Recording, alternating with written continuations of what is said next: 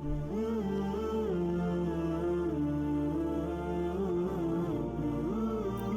باللہ من الشیطان الرجیم، بسم اللہ الرحمن الرحیم۔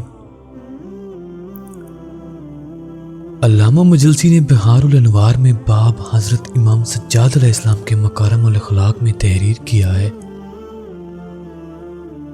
کہ ایک شخص نے حضرت امام زین العابدین کے سامنے کھڑے ہو کر آپ کے خلاف زبان استعمال کی۔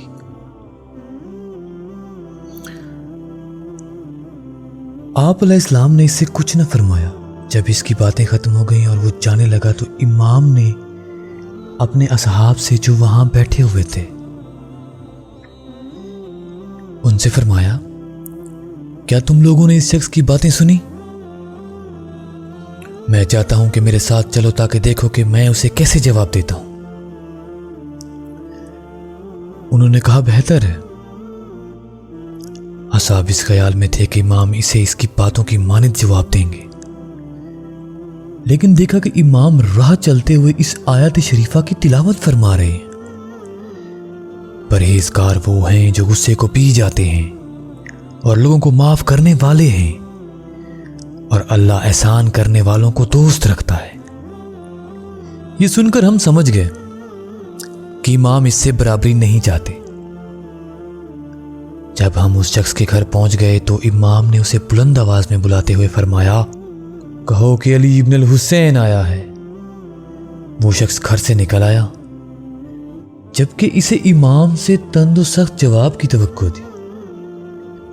اس موقع پر امام نے اس کی طرف رخ کر کے فرمایا، اے برادر، تم کچھ دیر پہلے میرے پاس آئے اور جو کچھ تمہیں کہنا تھا وہ کہہ دیا۔ بس اگر تمہاری کہی ہوئی باتیں میرے اندر ہوں تو میں اللہ سے ان کی بابت استغفار کرتا ہوں، اور اگر تمہاری دی ہوئی نسبتیں میرے اندر نہ ہوں تو میں تمہارے لیے اللہ سے طلب مغفرت کرتا ہوں۔ وہ شخص شدید حیران اور پشیمان ہو گیا اور اس نے اپنی جگہ سے آگے آ کر امام سے اپنے نارویے پر معافی مانگی اور آپ علیہ السلام کی پیشانی پر بوسہ دیا اور صدقے دل سے کہنے لگا، اللہ ہی بہتر جانتا ہے کہ وہ امامت کو کس گھرانے میں قرار دے۔ حضرت امام زین العابدین نے اپنے اصحاب کی جانب رخ کر کے ارشاد فرمایا، اب آپ لوگ خود فیصلہ کر لیں اور بتائیں کہ وہ طریقہ بہتر تھا جو آپ لوگ سوچ رہے تھے یا یہ طرز عمل بہتر تھا۔ اس تحریر کو ہم پیغمبر اکرم صلی اللہ علیہ وآلہ وسلم کے حالات زندگی سے متعلق ایک حدیث کے ساتھ اختتام پذیر کرتے ہیں۔ مناقب شہر آشوب میں رسول اللہ صلی اللہ علیہ وآلہ وسلم کے اخلاق حمیدہ کے بارے میں نقل ہوا ہے، آپ صلی اللہ علیہ وآلہ وسلم برائی کا بدلہ برائی سے نہیں دیتے تھے، بلکہ اس کے مقابلے میں بھلائی کرتے ہوئے اسے بخش دیتے تھے۔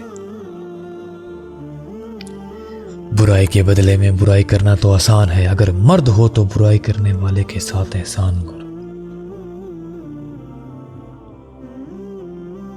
دعا گو ہوں کہ رب کریم حضرت محمد صلی اللہ علیہ وآلہ وسلم کے طفیل ہم سب کو ہمیشہ اہل بیت مصطفیٰ صلی اللہ علیہ وآلہ وسلم کی انہی دینی تعلیمات حمیدہ صراط مستقیم پہ چلنے کی توفیق اور سعادت